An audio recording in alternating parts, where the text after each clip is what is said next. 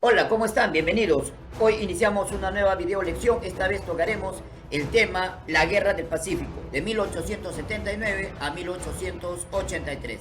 Recuerda, soy el profesor Marco Antonio Santa Cruz Tapia y te invito pues a suscribirte al canal para que te lleguen un mensaje cuando subamos nuevas video lecciones. La Guerra del Pacífico, concepto.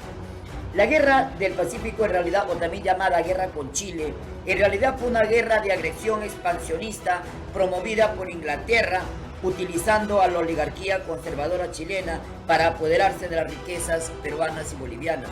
Efectivamente, esta guerra, Chile simplemente fue el instrumento de la expansión imperialista inglesa, utilizó a Chile para declararnos la guerra y de esa manera poder explotar estos recursos naturales. Las verdaderas causas.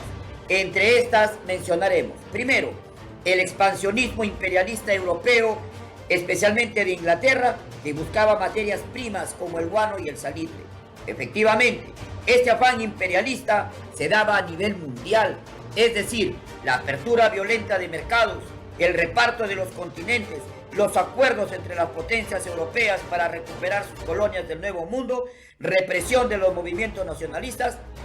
Todo ello maquinado por la llamada Pax Británica.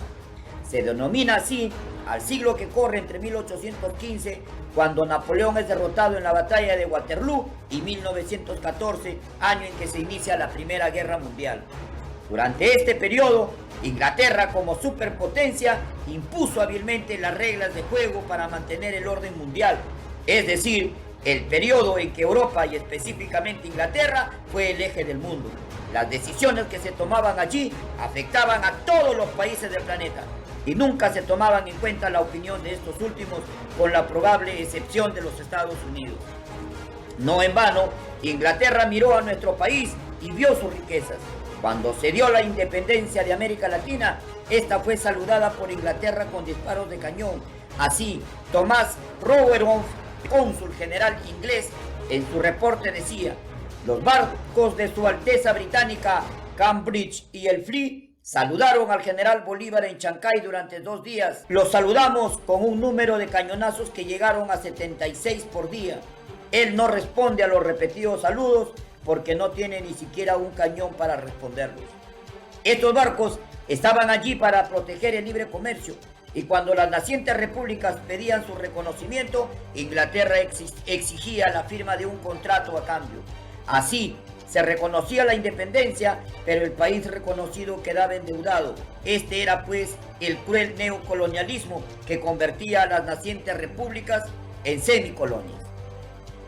Otra causa es el afán expansionista chileno. Otra causa es el afán expansionista de Chile. El deseo del gobierno chileno era anexarse los yacimientos bolivianos y peruanos del salitre y el guano en la zona de Antofagasta y Tarapacá.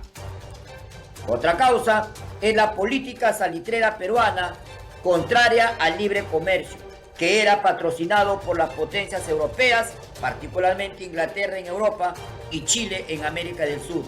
Esto se demuestra cuando el 30 de mayo de 1879, cuando apenas se había iniciado la guerra, el Times exponía el punto de vista británico de la guerra con las siguientes frases: la razón de la guerra, no hace mucho que dijimos, estaba de parte de Chile, y que los extranjeros neutrales deben concederle sus simpatías, pues la querella es meramente mercantil, y mientras Chile pelea por la libertad de comercio, el Perú ha tomado parte por la restricción y el monopolio. En efecto, el Perú había optado por la estatización del guano y el salitre, opción inédita en América Latina. Por ello, el secretario de Guerra de Estados Unidos, Thomas Blaine, declaró que la Guerra del Pacífico era una guerra de Inglaterra contra el Perú con Chile como instrumento. Asimismo, podemos mencionar son las maniobras antiperuanas de los acreedores del Perú, principalmente de Dreyfus. Interrumpió el pago de la deuda externa peruana, nos boicoteó y de esa manera favoreció al gobierno chileno. Otra causa la constituyó la misma Bolivia, o por lo menos fue un pretexto, ya que el militarismo boliviano de 1864 llevó al poder al general Melgarejo, que impuso una dictadura brutal y despótica. Asimismo, otro problema son los problemas fronterizos que había entre Bolivia y Chile por las salitreras encontradas entre los paralelos 23 y 25. En efecto, Bolivia había reivindicado el territorio entre los paralelos 23 y 25 de latitud sur, que eran parte del desierto de Atacama, muy ricos en salitre y guano. Pero en opción del gobierno chileno, esta acción significaba la ruptura del Tratado de 1874, firmado en el mes de agosto y que marcaba el paralelo 24 como límite entre Bolivia y Chile. La acción del gobierno boliviano fue respondida militarmente por Chile en 1875, invadiendo y tomando posesión de dichos paralelos. También hay que mencionar que otra causa es la crisis económica peruana. El Perú dependía de forma inmediata de los ingresos provenientes de la comercialización del guano, pero como lo dijera Juan Copelo, testigo de la crisis, este fue tan mal administrado por una rara y extraña coincidencia que el guano y el salitre eran para el Perú como si no existieran. Esto demuestra la ineficacia de nuestros dirigentes. Todo lo que hacían en el Perú era un daño del Perú y en exclusivo beneficio de los extranjeros. Asimismo, podemos mencionar también como causa el tratado defensivo firmado el 6 de febrero de 1873 entre Perú y Bolivia. Este tratado defensivo, firmado por el gobierno peruano, respondió a una iniciativa del gobierno boliviano para oponerse a cualquier agresión extranjera, tratado al que debería sumarse posteriormente Argentina, pero que no sucedió así. Chile interpretó a su manera el tratado llamándolo Tratado Secreto contra Chile. La verdad es que el tratado no fue secreto, pues era conocido tanto por el Ministerio de Relaciones Exteriores de Chile como por la mayoría de las cancillerías del continente americano y que fue publicado. El pretexto para que Chile declare la guerra a Bolivia fue el impuesto de los 10 centavos, decretado por el presidente boliviano Hilarión Daza el 14 de febrero de 1878, decretando sobre cada quintal de salitre exportado en sus territorios comprendidos entre los paralelos 23 y 24 de latitud sur, que eran parte del desierto de Atacama y que eran muy ricos en salitre y en guano, pero que en apreciación del gobierno chileno, esta acción significaba la ruptura del Tratado de agosto de 1874 y que marcaba al paralelo 24 como límite entre Bolivia y Chile. La acción del gobierno boliviano fue respondida militarmente por Chile en 1875, invadiendo y tomando posesión de dichos paralelos. Para que Chile declare la guerra al Perú, tenía que buscar y buscó justamente en este tratado el pretexto para que nos declare la guerra. Mediación peruana, el Perú envía la misión Lavalle, que fue un fracaso.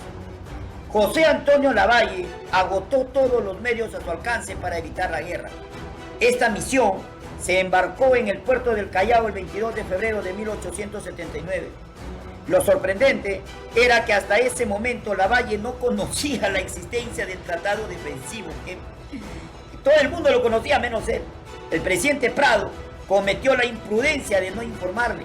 Así, al presentarse el embajador frente al presidente chileno Pinto, este le reclamó airadamente la existencia del tratado. Lavalle fue sometido a dilaciones y ultrajes. La multitud chilena lo repudió. Sin embargo, nuestro embajador mantuvo un carácter honorable y caballeresco. Su hombría de bien no trepidó ni en los últimos y peligrosos días de su estadía en Santiago. Sin lograr su cometido, va a regresar a Lima. Presidentes peruanos durante la guerra. Otro hecho lamentable que sucedió durante esta guerra fue que en menos de 5 años nuestro país tuvo 6 presidentes. El primero, Mariano Ignacio Prado, que gobierna de 1876 a octubre de 1879 y nos abandona en plena guerra. El siguiente fue Don Luis Lapuerta, que gobernó de octubre de 1879 al 21 de diciembre de ese mismo año. Luego gobernaría Don Nicolás de Piérola. Posteriormente Francisco García Calderón, Lizardo Montero y finalmente el traidor Miguel Iglesias, que se proclama presidente pues en el famoso grito de Montano. Desarrollo de la guerra. La etapa boliviana.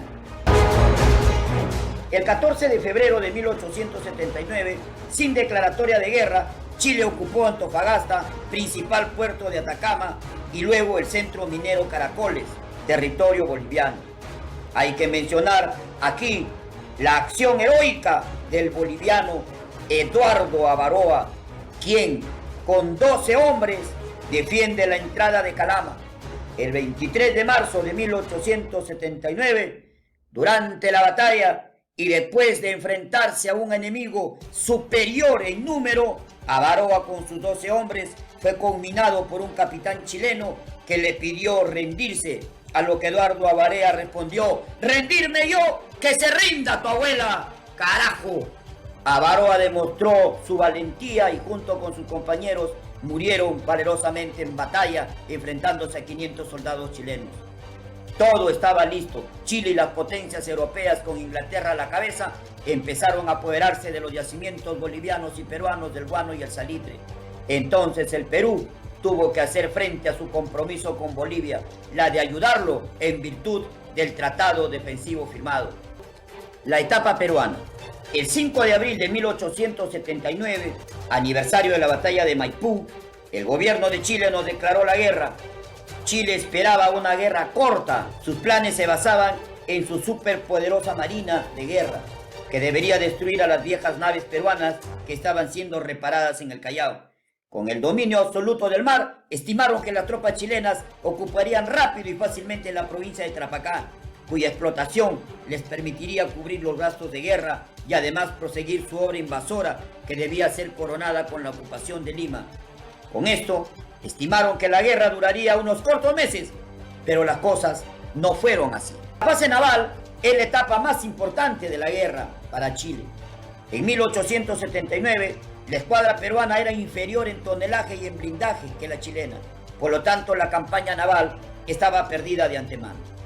La escuadra chilena se componía de 2 acorazados, el Cochrane y el Blanco Encalada, que por sí solos dominaban el Pacífico.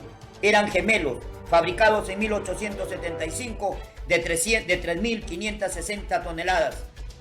Cañones Armstrong de 250 libras y blindaje de 4 pulgadas. Contaba además con 2 corbetas, la Chacabuco y la O'Higgins, construidos en 1867 de 1.670 toneladas y de 3 cañones Armstrong de 150 libras. Contaba además con 4 buques de madera, la Esmeralda, que era una reliquia de la guerra de 1866, la Covadonga, también de 1866, la Magallanes y el Aptao. Además, esta flota tenía una excelente flota de transportes a vapor. Su oficialidad se había entrenado en el extranjero. Sus uniformes y ordenanzas navales eran del modelo inglés y norteamericano, dirigido por el almirante William Rebolledo. La escuadra peruana se componía de una fragata blindada, la Independencia, construida en 1865, de 2.004 toneladas y un cañón de 250 libras y un cañón de 150. Era la mejor nave peruana. Además, contaba con un monitor blindado, que era el Huáscar, construido en 1864, de 1.130 toneladas y un cañón de 300 libras y 2 de 40 libras. 2 corbetas de madera, la Unión y el Pilcomayo, y 2 viejos monitores, el Atahualpa y el Manco Cápac. Con esta escuadra prácticamente era casi imposible ganar. Había que luchar y mostrar de qué estaba hecho el soldado peruano. Estaban dirigidos por don Miguel Grau Seminario. El combate naval de Loa Ochipana se llevó a cabo el 12 de abril de 1879. Fue el primer enfrentamiento que se dio. La Unión y el Pilcomayo se enfrentaron a los chilenos Magallanes, que fue averiada, y esta, al verse atacada, huye cobardemente hacia su país. Luego se enfrentarían nuevamente en otro combate, que sería el combate naval de Iquique. El combate naval de Iquique se llevó a cabo el 21 de mayo de 1879 en Punta Gruesa. Fue un desastre para el Perú. Allí, el Huáscar y la Independencia ingresaron a la bahía de Iquique dispuestos a romper el bloqueo hecho por los barcos chilenos Esmeralda y Covadonga. El Huáscar, al encontrarse frente a la Esmeralda, Miguel Grau se dio cuenta que los cañonazos que enviaba no le hacían daño, por lo que se dio cuenta que tenía que atacarla con el espolón. El Huáscar atacó 3 veces a la Esmeralda, comandada por el chileno Arturo Prat Chacón, que se defendió con honor hasta que fue hundido al ser espoloneado por tercera vez. Mientras tanto, la independencia, comandada por el capitán Guillermo More, perseguía a la Covadonga.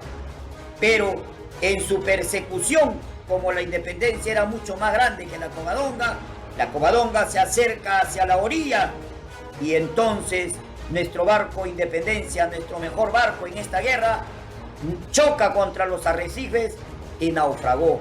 Entonces los chilenos, aprovechándose que nuestra embarcación se hundía, aprovecharon para cañonearla y para matar a quemarropa. Los valientes soldados encontraban naufragando. Mientras tanto, más allá, el Huáscar, comandado por Miguel Grau, ordenaba que descendieran botes y que salvaran a los chilenos. Los chilenos, al ver que se aproximaban, pensaron que iban a ser ultimados, pero simplemente se les salvó la vida. Entonces algunos gritaron: ¡Viva el Perú generoso! Y desde ahí los chilenos le pusieron a Miguel Grau el caballero de los mares. No es cierto que en Iquique se perdió la guerra. La guerra se había perdido desde mucho antes, cuando nuestra oligarquía se daba un festín de nuestras riquezas naturales. Se perdió la guerra en el olvido de nuestros indios, en el nefasto caudillaje militar. En este combate, Chile logró la superioridad total en el mar, pero pese a todo, el Huáscar siguió luchando. Se enfrentó varias veces al enemigo, lo hostigó, lo paralizó muchos meses. Él solo detuvo la invasión inmediata de Tarapacá, ya que nosotros habíamos perdido nuestro mejor barco, que era la Independencia. En la vida de los hombres, como en la vida de los pueblos, hay momentos negros en que se suman los desaciertos, las faltas y las culpas. Eso parecía que sucedía en el Perú en 1879. Eso parece que sucede hoy. Pero el heroísmo y el milagro hunden sus raíces en el mismo hecho, que sea posible lo que parece imposible. ¡Viva Grau! Por hacer de la frase anterior una realidad. En los primeros meses de guerra, se creyó que el Huáscar era un constante milagro. Asombró a los extranjeros, incluyendo a los ingleses, cómplices de esta guerra. El Huáscar, después de hundir a la Esmeralda y romper el bloqueo de Iquique, de mayo a octubre de 1879, incendia en Mejillones a la corbeta chilena Clorinda. Luego captura una galeta, luego otra y luego otra. Destruye 7 lanchas enemigas. Avanza sobre Cobija y captura 6 lanchas más. Envía al Callao al velero Emilio. Un barco peruano contra 2 acorazados y 6 barcos de guerra más. En el Callao, en Mollendo, en Arica, el pueblo lo aplaude y el héroe advierte: yo no soy sino un pobre marino que trata de servir a su patria. Pero el pueblo insiste porque cree en el milagro. Continúa la guerra en el mar, matemáticamente inexplicable, y más aún, el Huáscar llega a Antofagasta, cuartel general del enemigo, y lo bombardea. Las luces de Valparaíso se apagaron, temiendo un ataque sorpresivo, pero Grau supo pasar notas de humanidad y respetó las leyes de la guerra. Las hazañas del Huáscar son hechos sin precedentes en la historia de las guerras navales del mundo. En Chile se producían graves disturbios contra el gobierno. No concebían que un solo barco fuera capaz de enfrentarse a su poderosa flota. El historiador chileno Vicuña Maquena escribe: era imposible someterse más tiempo a aquella permanente vergüenza y permitir que un buque mal marinero y 3 veces menos guerrero que cualquiera de nuestros blindados viniera a manera de capricho o de mofa a retarnos a nuestros propios puertos. La lección que nos deja Grau es que cuando los jefes cumplen con su deber, en el pueblo renace la esperanza. Pero todo estaba consumado. Muy pronto llegaría el combate decisivo y este sería en Angamos. El combate de Angamos. El combate de Angamos se llevó a cabo el 8 de octubre de 1879. Los chilenos desesperados acondicionaron especialmente al blindado Cochrane, dividiendo su escuadra en 2, el Blanco Encalada, la Covadonga y el Matías Cauciño, una división que partiría al norte y luego regresaría para aplicar la estrategia de la tenaza. El otro, al mando del blindado Cochrane, el O'Higgins y el OA, era la otra división que saldría con retraso para luego cerrar el paso en caso de que encontraran al Huáscar. Ambas columnas partieron en busca del Huáscar y el 8 de octubre de 1879, el Huáscar y la Unión se encontraban cerca de Antofagasta con la división que comandaba el Blanco Encalada. Cuando el Huáscar maniobró para alejarse, se va a encontrar con la división que comandaba el Cochrane. Estaba cercado y el combate era inevitable. La Unión se retiró de acuerdo con las instrucciones anteriores dadas por Grau. Debería aprovecharse la velocidad de la Unión para salvarse. No había nada que hacer. La lucha empezó en Punta Angamos a las 9:18 de la mañana. El Huáscar disparó contra el Cochrane, pero sus granadas no le causaban daño debido a su blindaje. Mientras una granada del Blanco Encalada reventó la torre de mando del Huáscar y Miguel Grau voló hecho 1000 pedazos. Inmediatamente lo siguieron en el mando de la nave su ayudante Diego Ferré, Elías Aguirre, que murieron junto con él, luchando valientemente. Le sucedieron José Melitón Rodríguez y Enrique Palacios.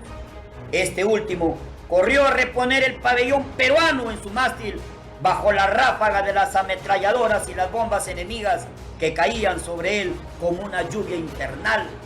Un disparo le cortó la mandíbula. Palacios pidió un pañuelo y alfileres para sujetarlo y continuó en la lucha hasta que fue derribado tras recibir 19 heridas. Le sucedió en el mando Pedro Garezón, que estaba herido. Este dio la orden de abrir las válvulas para hundir el barco. Los peruanos seguían defendiéndose como ningún soldado en el mundo lo hacía, pero los chilenos que ya habían abordado al Monitor le cerraron el paso y a las 10 de la mañana el combate había terminado con triunfo chileno. El Huáscar fue llevado a Chile y paseado por sus costas.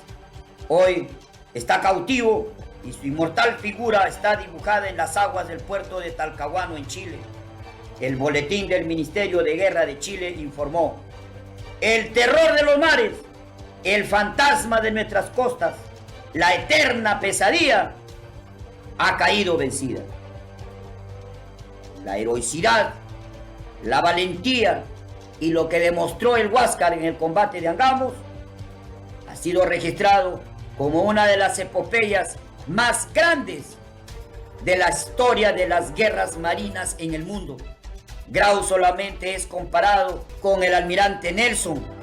Por algo le llamaron el Nelson del Pacífico. Fue tan grande su valentía y su arrojo en Angamos, en que solo se enfrentó a la flota chilena, que el mismo enemigo le mostró su respeto y su consideración. Tanto así que en Chile, uno de nuestros héroes, Miguel Grau Seminario, es respetado y valorado. La campaña terrestre. La campaña del sur. Los esfuerzos de Grau sirvieron para que en el sur aparezca el ejército peruano, lo que no estaba previsto por los chilenos, que esperaban que la ocupación de Tarapacá y de Tacna fueran un simple paseo. El presidente peruano Mariano Ignacio Prado se encontró en Arica con el presidente boliviano Hilarión Daza y juntos trataron de buscar la estrategia para enfrentarse al enemigo. Hilarión Daza, que traía 9.000 hombres mal vestidos y peor armados, pero llenos de entusiasmo y valor. Por su parte, Chile reúne en Antofagasta 16.000 hombres que tenían como objetivo la ocupación de Tarapacá, pero para ello tenían que tomar Pisagua. La batalla de Pisagua se produce el 2 de noviembre de 1879. Pisagua estaba defendida por 1.200 soldados al mando de Isaac Recabarren. Los chilenos estaban dirigidos por Villamil y Erasmo Escala, con un ejército de 10.000 soldados. Los defensores peruanos y bolivianos lucharon bien, pero sus instalaciones defensivas resultaron siendo una verdadera trampa, y como si eso fuera poco, no hubo reservas para batir al enemigo en la playa. Los chilenos bombardearon la playa y procedieron a un desembarco anfibio, el primero que se hacía en Sudamérica. Cuando nuestras tropas retrocedieron, pues solo resistieron 7 horas, se abandonó el ferrocarril intacto en manos del enemigo. Gran error. Los mandos peruanos no habían aprendido de la guerra norteamericana, en que se demostró la enorme utilidad del ferrocarril en los combates, y simplemente lo abandonaron en manos del enemigo. la traición de Camarones. Después de Pisagua, el presidente boliviano Hilarión Daza, al enterarse de lo sucedido en Pisagua, el presidente boliviano regresó con sus tropas a su país. Esto desmoralizó a los efectivos bolivianos en un grado tan grande que su estado de ánimo no fue propicio para que pudieran entrar en combate. En estas circunstancias, el ejército diezmado peruano se acercaba hacia San Francisco y se preparaba para continuar la lucha. La batalla de San Francisco se llevó a cabo el 19 de noviembre de 1879. El ejército peruano-boliviano atravesó el desierto de Pisagua en condiciones deplorables. Las tropas estaban hambrientas, casi desnudas, descalzas y sedientas. Estas tropas desarrapadas se enfrentaron el 19 de noviembre de 1879 a los chilenos. Estaban dirigidos por Juan Buendía e Hilarión Daza. El enemigo se había atrincherado en el Cerro San Francisco, provincia de Tarapacá. Los jefes aliados no sabían qué hacer. Los soldados estaban sobreexcitados. Cuando no se sabe cómo, alguien disparó y entonces, cuando eran las 3 de la tarde, un grupo de combatientes peruanos se lanzó al ataque, todo en medio de un desorden monumental, en el transcurso del cual los mandos peruanos trataban de contener a quienes atacaban, mientras que las tropas bolivianas tomaban el camino hacia su país. No obstante el monumental caos, un puñado de peruanos dirigidos por el coronel cusqueño Ladislao Espinar casi toman los cañones del enemigo. Los gritos del coronel eran ¡a los cañones! ¡A los cañones! Hasta que una bala le destrozó la frente. El héroe de esta batalla fue Espinar, con lo que se demuestra que si la acción hubiera sido ordenada, pudo haberse batido a un enemigo atónito e incapaz de tomar ninguna medida. Después ocurrió el desastre. Los pocos que habían intervenido en la acción tuvieron que retroceder. De esta manera se produjo el forzado repliegue a Tarapacá. La batalla de Tarapacá.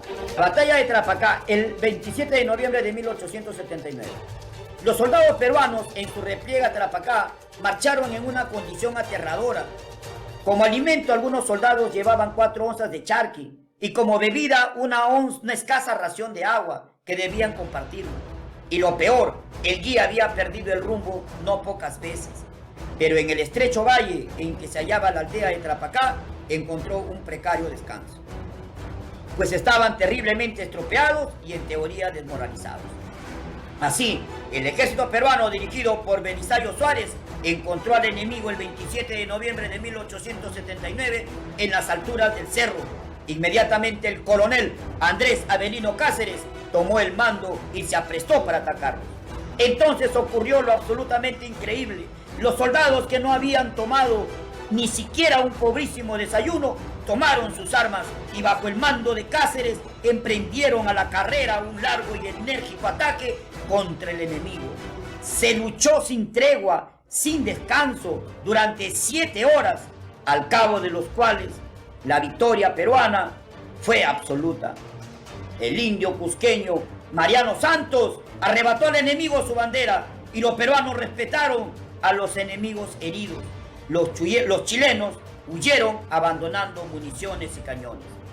Esta batalla puso de relieve las virtudes del soldado peruano, sufrido pero sencillamente valiente hasta el sacrificio total, solidario y bondadoso, incansable y humilde.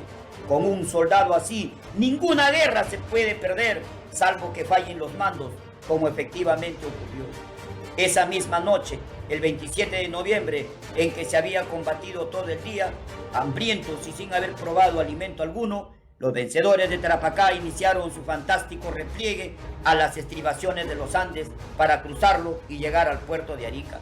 Andrajosos y casi desnudos, soportando inmenso calor diurno y fríos polares en las noches, prácticamente sin agua ni alimentos, marcharon los soldados peruanos acompañados de sus humildes pero infinitamente heroicas compañeras que habían cargado equipos y muchas también a sus pequeños hijos.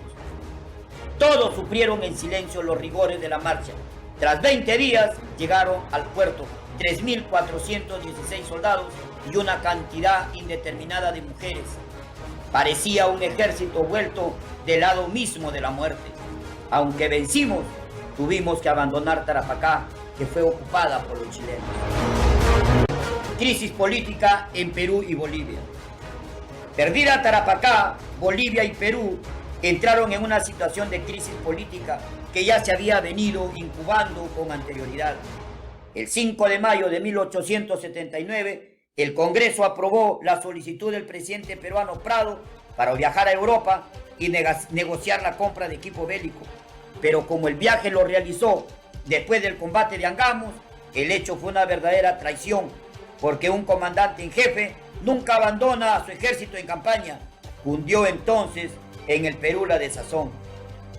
Al mando del gobierno peruano quedó el general Luis Lapuerta, apodado el general Piedrecitas, por su afición a las piedras preciosas. El presidente era sumamente viejo, un anciano enfermo. Según Basadre, sus caprichos y nimiedades eran propias de un anciano que había perdido por completo la memoria, es decir, estaba incapacitado. Cundió entonces el desconcierto popular, que culminó con el pronunciamiento de la guarnición de Lima en apoyo del caudillo civil Nicolás de Piérola, que operaba en unión con Dreyfus. Piérola asaltó el poder, desplazó a Lapuerta y se autoproclamó dictador el 21 de diciembre de 1879. El nuevo gobernante buscó, antes que la eficacia y el sentido de la responsabilidad, buscó dar curso a su vanidad y egolatría. Organizó a las tropas en un sentido feudal. Los señores y potentados de provincias que habían organizado tropas fueron nombrados coroneles y tenientes. Por su parte, en Bolivia, el presidente Hilarión Daza fue destituido por un golpe de estado del general Eliodoro Camacho. Pero otro motín llevó al poder al general Narciso Campero. Mientras tanto, nuestros soldados llegaban a Tacna. Las tropas peruanas al mando de Lizardo Montero sumaban 6.000 soldados. Los bolivianos a órdenes de Eliodoro Camacho sumaban 4.000. Nos acercábamos a la decisiva batalla de Tacna y el Alto de la Alianza. La batalla del Alto de la Alianza. Esta batalla, también llamada Intiorco, se produjo a finales de 1879. Los barcos chilenos desembarcaron tropas en el sur del Perú. El 25 de febrero de 1880, el general chileno Manuel Baquedano preparaba su ejército invasor. Contaba para ello con un ejército de 14.500 hombres. El general boliviano Camacho creía que el ejército debía avanzar hacia el enemigo, tratando de batirlo antes de que se organizara. Pero surgió un problema.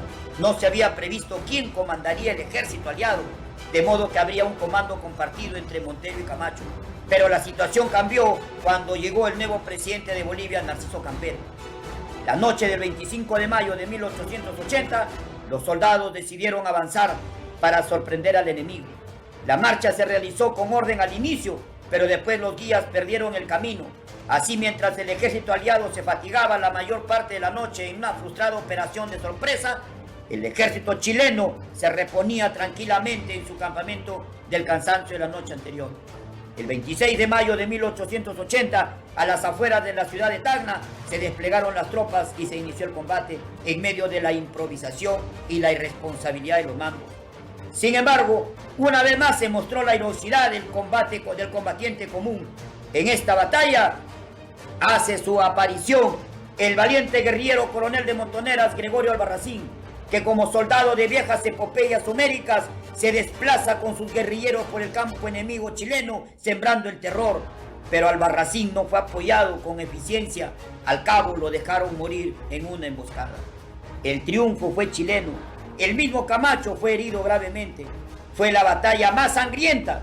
Después de esta batalla, los bolivianos se retiraron definitivamente a Bolivia para no aparecer más en el escenario de operaciones.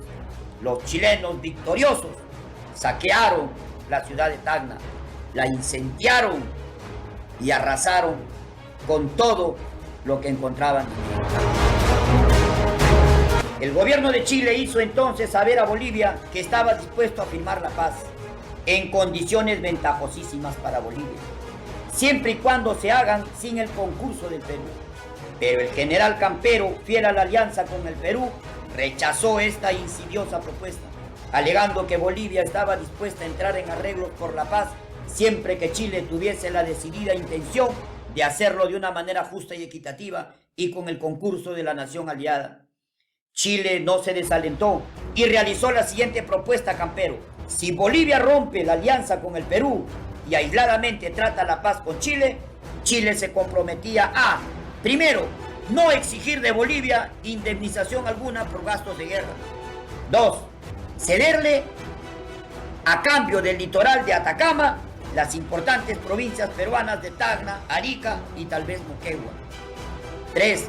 Construir por su propia cuenta un ferrocarril de 500 millas de largo que, partiendo de Iquique o de Antofagasta, territorios que consideraba chilenos, lo llegarían hasta los más importantes centros comerciales de Bolivia. 4.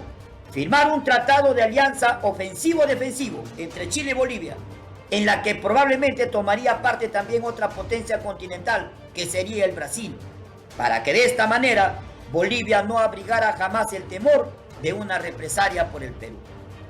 La oferta era tentadora por los grandes beneficios que ofrecía Chile y que podía significar fácilmente el desarrollo de Bolivia, pero que tendría como precio una doble e infame traición contra el Perú, contra el nobilísimo aliado que todo lo había sacrificado en defensa de aquella república. Y el general Campero, sin vacilaciones, respondió que no. Así el Perú se acercaba a la decisiva batalla de Arica. La batalla de Arica. Fuerzas peruanas ocuparon el morro de Arica para su protección. Para ello se decidió el sembrado de minas, pero se hizo con tan mala suerte y tan mala preparación que los que sembraron las minas fueron descubiertos y capturados por los chilenos. El enemigo entonces se hizo con esa valiosa información.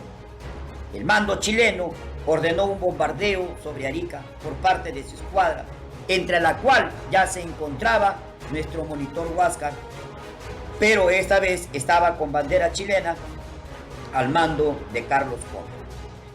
El dictador peruano Pierola, mientras tanto, solo se preocupaba de formar un ejército que le fuera adicto, fiel, sin medir las consecuencias. La actitud de los defensores de Arica fue la de afrontar la muerte. Los chilenos eran 6.000 y defendían el morro de Arica 1.653 peruanos.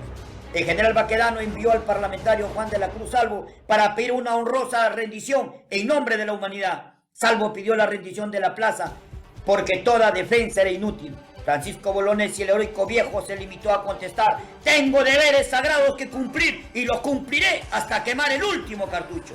Respuesta que fue respaldada por todos sus oficiales.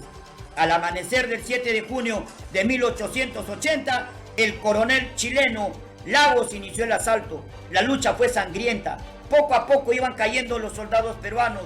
En la cumbre del Morro no había cuartel. Casi todos los oficiales cayeron en acción. José Inclán, Justo Arias, Juan More, Francisco Bolognesi, Arias Aragüez y por supuesto también el valiente Alfonso Ugarte, que prefirió arrojarse al mar con nuestra bandera antes que caiga en manos de los enemigos. Bolognesi murió cumpliendo su palabra.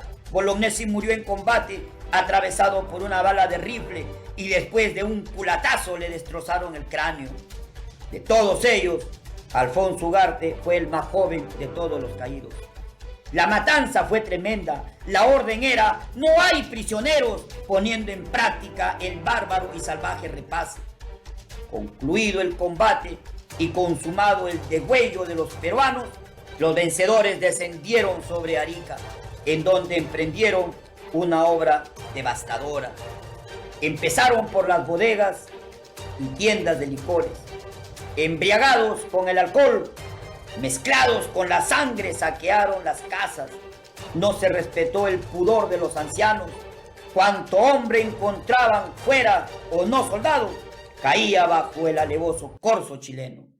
Entretanto, el barco peruano Manco Cápac abría sus válvulas para hundirse antes de que caiga en manos enemigas. Los chilenos victoriosos ocuparon todo el sur del Perú. Hay algo que no podemos dejar de mencionar. Todo el Ande, todo el sur peruano era muy favorable para el desplazamiento de unidades guerrilleras. Pero, ¿por qué los mandos peruanos no dispusieron que todos los campos del sur se cubrieran de guerrillas? La verdad es que si se hubiera provocado un alzamiento de todos los campesinos de Tacna y Tarapacá, Paralelo a una política de tierra arrasada, los invasores no hubieran podido mantenerse en la región. Pero los gobernantes peruanos no tenían el propósito de desatar una guerra irregular contra el invasor, porque una lucha así implicaba dar curso libre a una rebelión india. Y eso es lo que más temían. Desatar una guerra de guerrillas significaba derrotar al enemigo, pero también habría significado liberar al indio de la injusticia y la servidumbre. Triste realidad que nos mostró la Guerra del Pacífico, en donde nos mostró como una nación desunida. Luego vendría la expedición Lynch, la ocupación de Lima y la gran resistencia de Andrés Avelino Cáceres. Pero eso lo tocaremos en una próxima video lección. Muchas gracias.